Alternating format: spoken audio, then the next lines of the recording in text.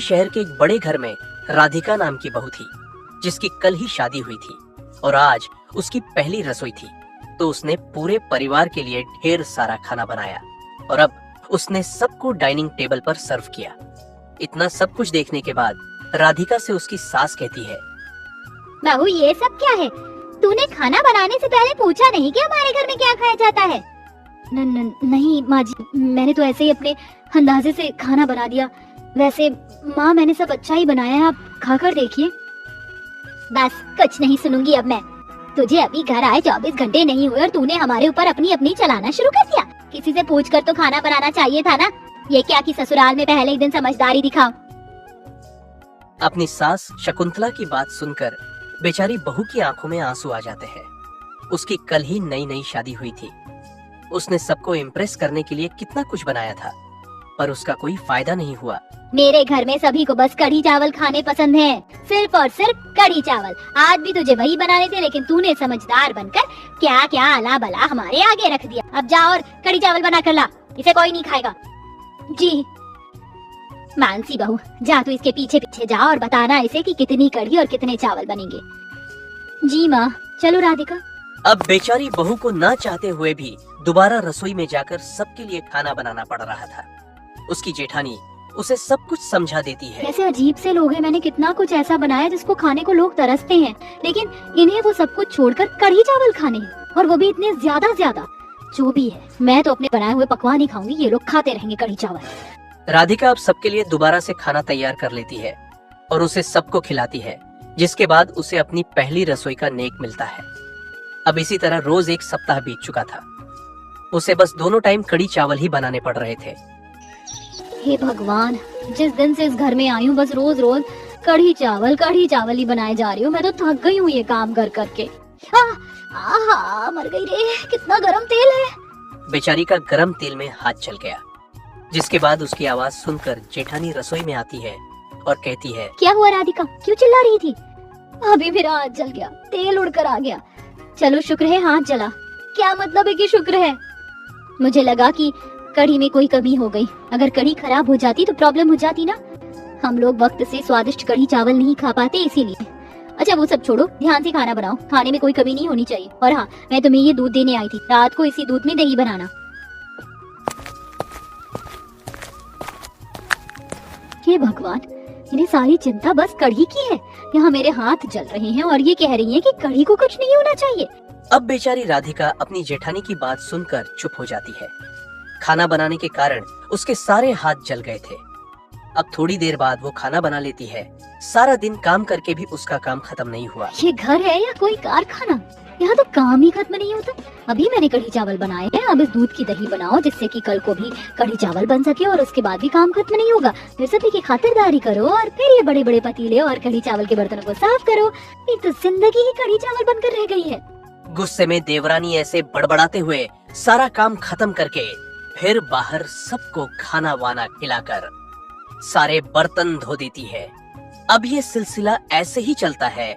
फिर एक दिन, नहीं बिल्कुल भी नहीं बहू, हमारे घर में कढ़ी चावल पसंद किए जाते हैं, शौक से खाए भी जाते हैं, तो मेरे घर में बस वही बनेंगे। लेकिन माँ, हमेशा ही बस कढ़ी चावल खा खा कर आपको चिढ़ नहीं मचती? मेरी बात मानिए, अब कुछ और भी अच्छा सा ट्राई तो कीजिए, अब सभी को अच्छा लगेगा। मैं बहुत स्वादिष्ट सब्जियां बनाना जानती हूँ। आप प्लीज बस एक बार कहिए, मैं रेस्टोरेंट जैसा खाना बनाकर सामने रख दूंगी। नहीं भाभी, बिल्कुल भी नहीं। हम लोग कढ़ी चावल खाते थे, खाएंगे और खाते रहेंगे। राधिका, जब सभी लोग कढ़ी चावल ही खाना चाहते हैं तो तुम क्यों जिद दिखा रही हो? कढ़ी चावल ही बनाओ ना। मैं कढ़ी चावल ही खाऊंगा। देख लिया बहू, 5 साल का बिट्टू भी बस कढ़ी चावल ही खाना चाहता है। तो अब तू अपनी हार मान ले और अब सबके लिए कढ़ी चावल बना दे, समझी? अपनी सास के आगे बहू की कुछ नहीं चलती है और वो गुस्से में रसोई में जाकर सबके लिए फिर से कढ़ी चावल बनाने लगती है। गुस्से में हड़बड़ाने के कारण गरम गरम कढ़ी का छड़ उसके ऊपर गिर जाता है। कितनी गरम, मर गई रे, सत्यानाश हो सभी का। मुझे परेशान करके कैसे अपने जायके की पड़ी रहती है इन लोगों को। मेरा तो इन्हें ख्याल ही नहीं आता है, आखिर कौन अपने घर की बहुओं को इतना ज्यादा परेशान करता है। गुस्से में देवरानी ऐसे बड़बड़ाते हुए सारा काम खत्म करके अपनी सास के आगे बहू की कुछ नहीं चलती है और वो गुस्से में रसोई में जाकर सबके लिए फिर से कढ़ी चावल बनाने लगती है। अब इसी तरह रोज एक सप्ताह बीत चुका था। मेरा जरा सा भी मन नहीं है कि मैं ये कढ़ी चावल बनाऊं। रोज रोज मैं ये सब बनाते बनाते थक गई हूँ। अब राधिका ऐसे खुद से ही बातें करते हुए उसकी नजर पास गैस पर रखे कढ़ाई बर्तन पर जाती है जो काफी उबल रही थी। ये भगवान, मेरी कढ़ी। अब राधिका जल्दी से कढ़ी उतारने जाती है।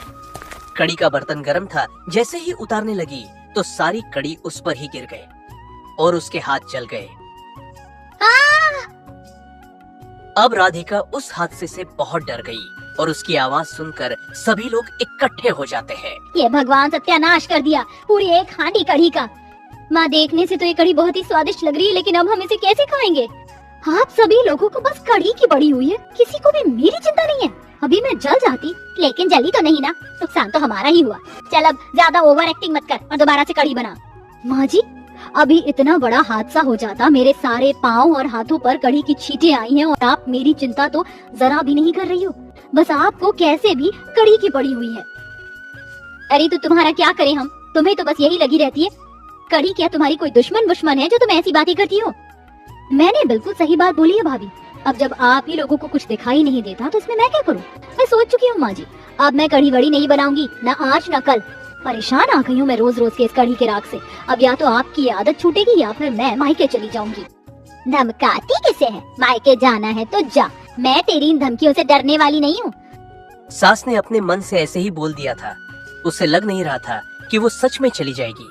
अब वो रोते हुए अपने कमरे में जाकर अपना सामान पैक कर लेती है। अब इतनी देर में उसका पति भी काम पर से आ जाता है। कहाँ जा रही हो राधिका? यहाँ रुको।